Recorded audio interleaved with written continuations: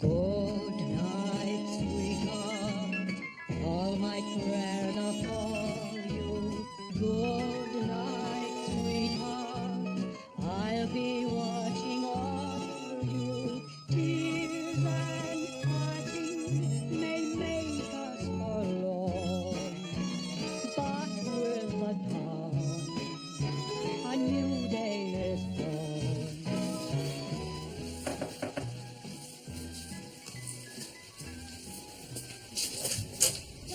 Hi. And to what do I owe the pleasure? Well, it's a bit embarrassing, really. See, it's the end of the month on Friday, and Yvonne thinks I'm working for you, so she's going to want to see some wages. What a quaint old-fashioned notion. Wages you can actually see. I know. You tell her you're working for me on a commission-only basis, and you're crap. You'll believe that. Nice salary checks you're signing? Don't even think about it, Gaz. The best way to lose a friend is to lend him money. No, Ron, that's the second best way. The best way to lose a friend is not to lend him money. All right, as long as I know where I stand. May I use your phone? Or are you morally opposed to lending me 10 pence worth of telecom? Don't be bitter. Hello, Directory, yeah. Could you give me the number for the nearest Salvation Army hostel for the homeless? You better get a proper job soon, because I'm not going to go through this twice. Oh, thanks, Ron. You're a man amongst men. Yeah, well, now that you've got some money for once, you can buy me a bevy. Nah, can't tonight. Previous engagement. You heard of the Willesden Wildians? Of course, they're Cricklewood's answer to the Royal Shakespeare Company. Not a very good answer, mine. Well, Yvonne's going to audition for a part in their next production. Really? What brought this on? Well, we hired a video of that Madonna movie, and Yvonne said, I'm a better actress than Madonna. Well, so am I. Are you going on to lend moral support? Yeah, sort of. You don't want to be in it, do you? Surely not. All that pouncing about and shouting. Well, you know, it might be a natural. Yeah, only if they're doing Billy Liar. You can't go now. You can't leave me like this. I've got no money, no future. I'm 5 months pregnant. What do you want me to do? To cry? To beg? To scream? To kill myself? She's very good, isn't she? I think the next time she tells me she's got a headache, I'm not going to believe her. Can you hear gas escaping? Because this time I won't fail. This time it won't just be an overdose. A cry for help. This time it's the razor, Justin. You want to be a great film director? You want to have the final cut? Well, here it is. Well,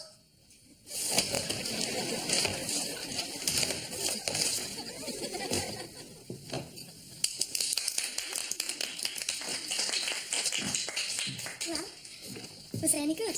Good. It was magnificent. You brought my play to life. Or death? Perfect. Wonderful. Yvonne, the part is yours. I wouldn't usually offer a leading role to a novice, but in your case... Oh, that's great. Isn't that great, Gary? Yeah, terrific. Yeah, I really liked all that thrashing about. Could do with a bit more of that, wouldn't we? Well, it looks like we've got ourselves a cast mes enfants, so if we could all... Sorry, Gregory, what about Justin? I'm sorry. Yvonne's boyfriend, Justin. I was thinking maybe I could try out for Justin. But Justin's already cast, love. That's right, dear. The part was written for me. What? Gregory always says no one handles his leading parts like me. Oh, look, Greg, at least let me have a bash. Look, I don't like to blow my own trumpet. Oh. But I did go to drama school. I've been a member of the BBC Radio Repertory Company, and I was in several episodes of Trainer. What have you ever been in besides the unemployment statistics? Look, I think Gary's just being protective of me. He is my husband.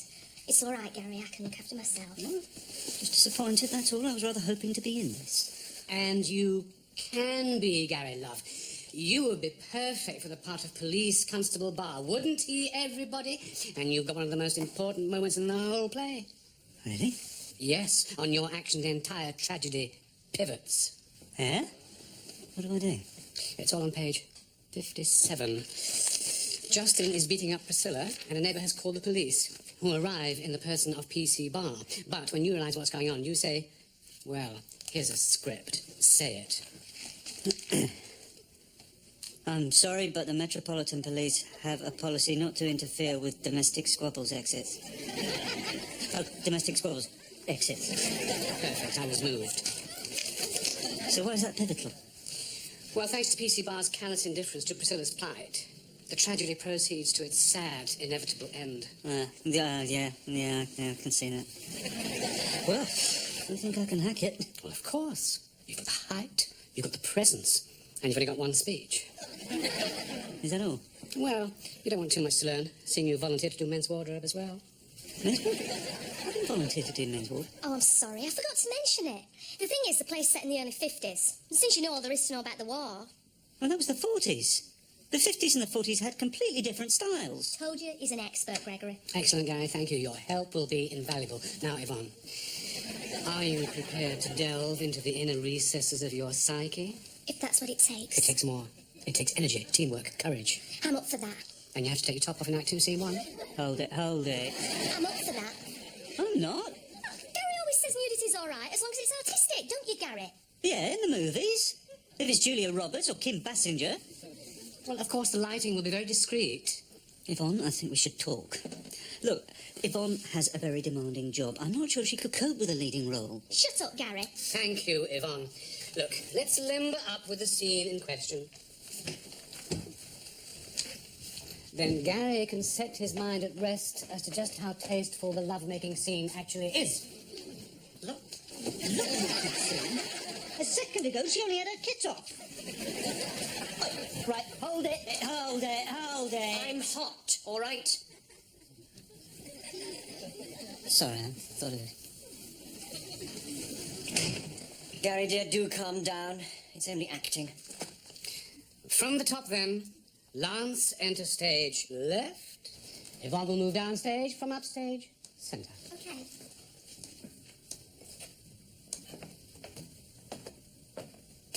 Hello? Anyone in? Justin! What on earth? But what are you... I work here. in this pathetic little hotel? Well, I had to go somewhere. After you abandoned me. I told you I'd return. I know. But how could I believe you? Well, believe this.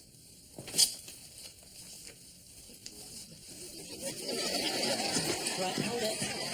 Right, pack that in. Come on, break it up. You said this was a dry run. Gary, don't interfere. I was just getting into it. Well, I can see that. Look, can't you do Annie get your gun or something? How do I look? Like a social deviant. Thought so. That Lance was all over her. The last tongue to boldly go that far belonged to Mr. Spock. And Yvonne was lapping it up. Maybe she was acting. Playing against him. I blame that Gregory. Man's a pervert. If they did The Sound of Music, he'd have the entire cast gyrating topless with tassels on their nipples. Well, where else? How much for the suit? Oh, give us a tenner. Looks a bit muffy. Well, that'll do for Lance. I suppose he'll keep it on for more than 5 minutes. Yeah, right. I'll take these two as well. They're 1940s. You got any shirts, size 15? Gary, over here. What do you say? You got some good old notes here. Oh, yeah. How much is this pound note? £30. That's right. The cost of living in 1941 is going to overtake the cost of living today. You'd be better off getting hold of the banknotes in 1941 and selling them here. Stop the news, nephew. Ron, you are a genius. The light of amateur dramatics. Why am I a genius? Because you've just hit on how I can make a living. What's the most expensive 78 you've got? Got a first pressing of See You Later Alligator by Bill Haley, but I couldn't accept less than 100 for it. So, what about wartime recordings? Are they real? You're joking. 78s are fragile enough when there weren't bombs dropping on them. And what would wartime waxing by, say, Frank Sinatra fetch? Who knows? Have to put it into auction. Could go to a couple of thousand. Bloody hell. Well, if anyone needs me, I'll be in war-torn London. All right, Reg? All right. How about all right? A lot of things I could say about the situation at prison, and all right ain't any of them. Sounds like somebody got out the wrong side of bed this morning. Nothing to do with bed, young Gary. Well, my bed has a right side since Mrs. Deadman started making me sleep in the scullery. Hitler's panzers are hundreds of miles inside Russia. Once he's knocked Stalin out of the picture, I have all Russia's oil and wheat. And what'll he do then? Make the world's biggest victory pancake? That ain't very fun. Well, that's not bad for off the cuff, you know. Keep smiling through, just like you used to do. Hello? Oh, I'm really pleased to see you. I'm so fed up. At least when you started coming round, you used to take me pictures, dancing, dinner up the Savoy. Where do we go now, eh? Thought we might do a bit of shopping. Oh, very romantic. Just you and me in an endless queue. Not everything's ration, Phoebe. Could have fooled me. So open up your heart and let this fool rush in. Oh, I love Frank Sinatra. He's so skinny though. You seen his photo? He looks like he never eats. Yeah. Don't worry. He'll fill out.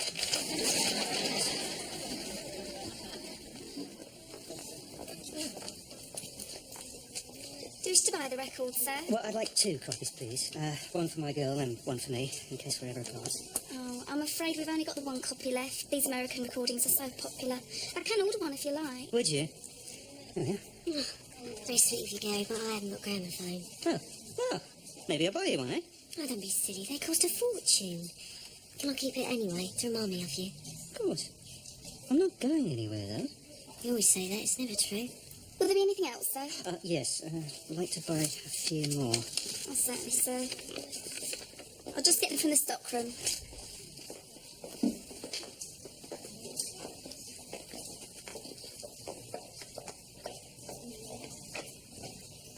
Do you really mean it about buying me one? Yeah, of course. 12 guineas. Yeah, I have to say that. Not necessarily. Well, you don't think I should go in for that, do you? Oh, you'd walk away with it. You could sing one of your songs you bring the house down. Oh, come on. It's tonight, look. Well, I suppose there might be another chance. No, sorry. Wouldn't be compatible with my secret work. Excuse me, sir. Have your recording. Oh, right.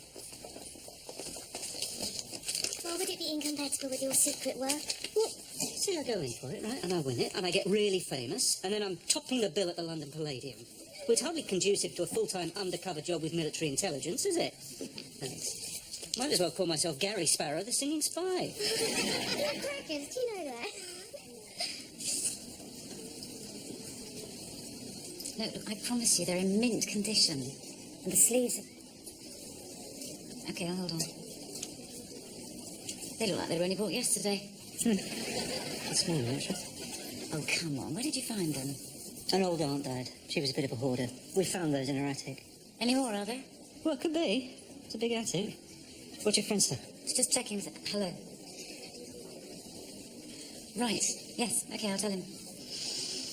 £700 for the 3? That's with me taking a small finder's fee. But I found them. Figure of speech. All right, yeah, deal. Who shall I make the check out to? Gary's... no, better pay Ron Wheatcroft. I think she also had a 1940s pressing of Frank Sinatra singing Fools Rush In with the Tommy Dorsey Band in the loft. I mean, the record's in the loft, not the Tommy Dorsey Band. That'd be worth a fortune. Ah, well, that's nice to know. I'm in the bedroom.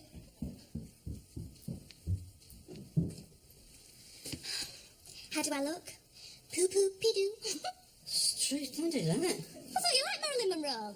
I do, but she's dead. Finding her sitting in your suburban bedroom's a bit unnerving. Why are you dressed like that, anyway? Well, we're all trying to have play costumes on tonight. Feels really strange. I suppose it's wearing stockings instead of ties. What? You've got to get into the style of dressing if you want to move right on stage. What? You're wearing stockings on stage with lance and suspenders? Well, stockings aren't much good without suspenders, Gary. They keep falling down. It's really strange because men find stockings and suspenders really sexy, don't they? Yet women just find them a pain. You know, when tights first came in, my mum said they were a godsend. Well, I suppose I better get them off. Yep, I was going to suggest that. Gary, you're very up tonight. Oh, is that a promise? Well, of course I'm up. Got my first salary check from Rome. Oh, great. Let's see it. You mean my paycheck? Yes. Ta-da! You were getting more than that when you were blue collar. Well, thanks a lot. I'm on commission. It takes time to come through. It's a tough world out there, Yvonne. It's all right for you, sitting in your air-conditioned personnel department, reducing employees to little bits of cardboard in a filing cabinet.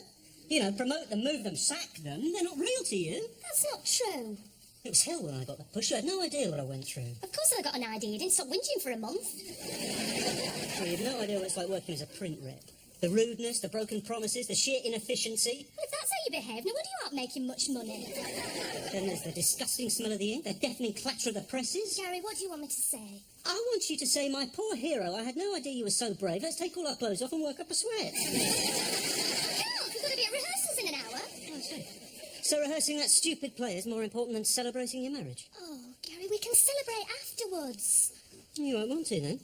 You'll have had that Lance caressing your tonsils with that roll of lino he calls a tongue. I can't believe you're really jealous. Gee, of course I'm not. Anyway, I wasn't kissing him back. You didn't have much choice, did you? My mouth's had a less thorough examination from a dentist. Anyway, I can't be bothered to go to rehearsals. I've only got the one line. It's a stupid one, isn't it? Oh, Gary, please, for me, you heard what Gregory said. It's the pivotal moment. Without you, we can't rehearse it. Oh, please, darling. I'll keep the stockings on when we get back. I'm sorry, but the Metropolitan Police have a policy of not interfering in domestic squabbles exits.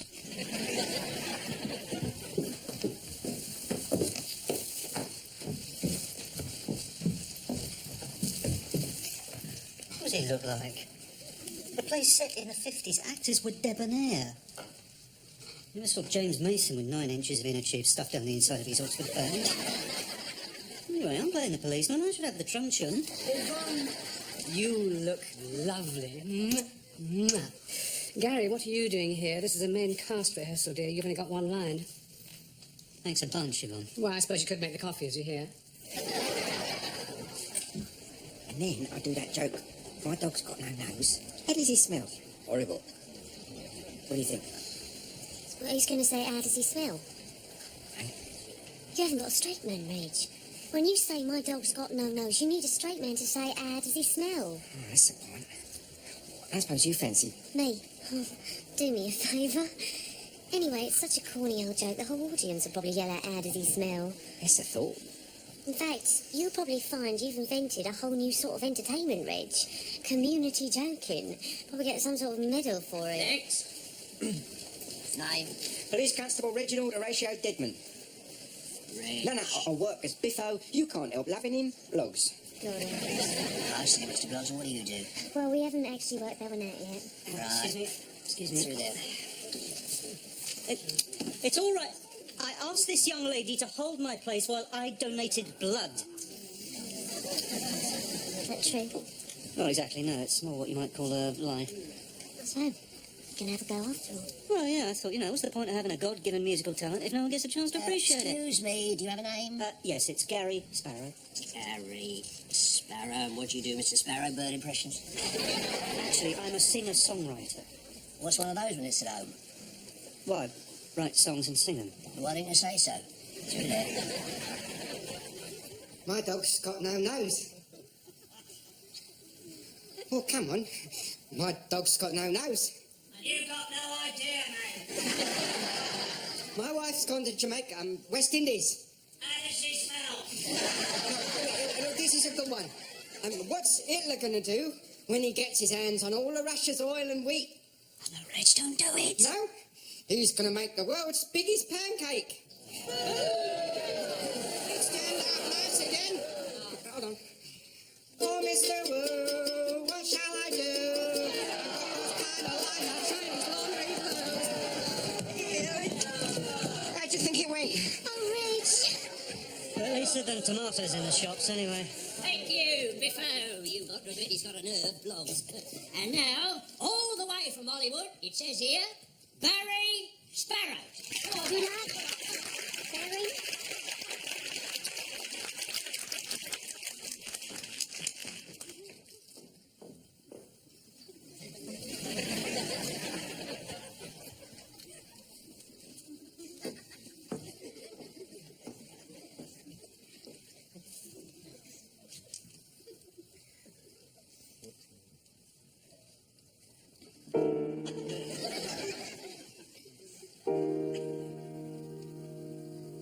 When somebody loves you, It's no good unless he loves you all the way. Happy to be near you when you need someone to cheer you all the way. Taller than the tallest tree is, that's how it's got to be. Deeper than the deep blue sea is, that's how deep it goes if it's real.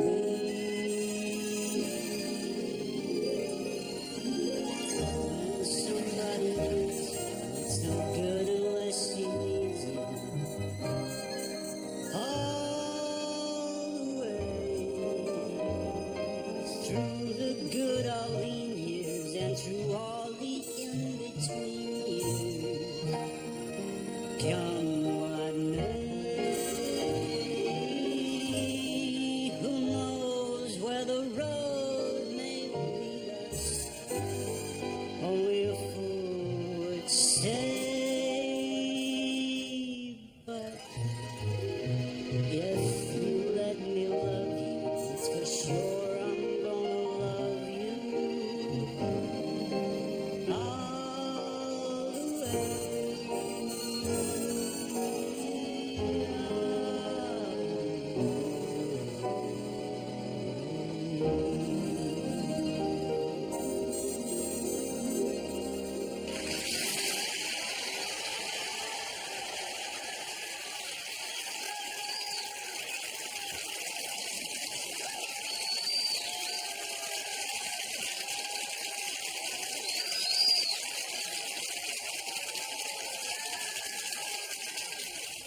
All right.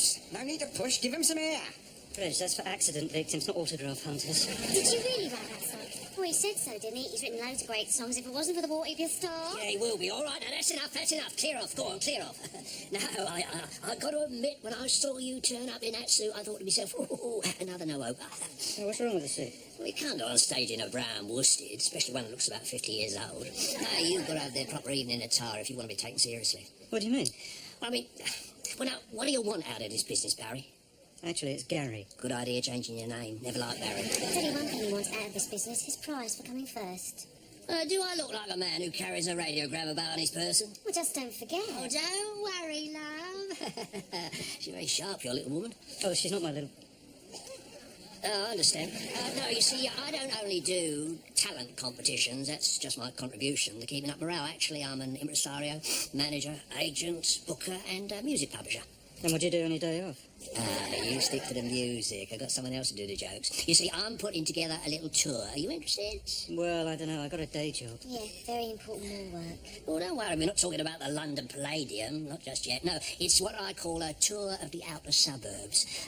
Palmer's Green, Freeham Barnet, Ilford, Dagenham and climaxing at Ponder's End. Ponder's End? London's answer to Las Vegas. It's 2 shows a night. Sleep in your own bed. 5 in your hand. What do you say? Is that good? Well, it's very good for a newcomer. Only the great Gary Baldy in his performing pigeons gets more, but then he's got that millet to buy. I'm sorry, you saw how my Gary went down here tonight. The women loved him. You're not the first agent who's shown interest. No, that's right. He's had the Yanks swarming all over him. Judy Garland's interested in his musical comedy. He's had supper with Clark Gable and Greta Garbo. She's got a very vivid imagination, hasn't she? All right, £6 a night, and I'll get you a set of tails cost price. Now, make up your mind. What do you think? Well, how did you feel when you're out there in front of all them people? Oh, terrified at first, but then I began to feel really great. And when they all started clapping, I thought, yeah, my life can do with more of this. 7 guineas a night and you got a deal. Right. You should do that comedy myself once. It's so good unless he loves you. All the way. You're in a good mood. Yeah, well, did pretty well tonight. Oh, scored, did you? Oh, better than that. I won the tank. I won a karaoke competition. Who knows where the road may lead us? Only a fool would say. What do you think? Well, I expected something better with a backing track. So, how did your evening proceed? No doubt the second I left the room, Lance went from raunching rompers to posing pouch, and then spent the rest of the night doing his snake charmer impression. Come off it, Gary. You know exactly how the evening went. Where did you get it anyway? Get what? The suit for Lance. Well, didn't it fit? It was his size. Oh, it fitted. But didn't he like the colour? The colour wasn't the issue, Gary. It was infested. He was bitten half to death within seconds of putting it on, as if you didn't know. What did you do? Go to the insect house at the zoo and steal a box of voracious South American piranha fleas? A nasty nip, did he? He ripped the suit off in 5 seconds flat and rushed off the stage, scratching manically. He returned 10 minutes later, covered head to foot in cold cream, and resigned from the Willesden Wildians. Said it was an appalling thing to happen to a man who'd been in several episodes of Trainer. Well, I see why. Probably only played the back end of the race, all. So tomorrow, Gregory wants to see you. Oh, I'm up before the beak, am I? He wants to audition you for the part of Justin, and I think you stand a really good chance. Because I told him I wasn't prepared to snog anyone else on stage but my husband. Really? So if you fancy a practice tonight...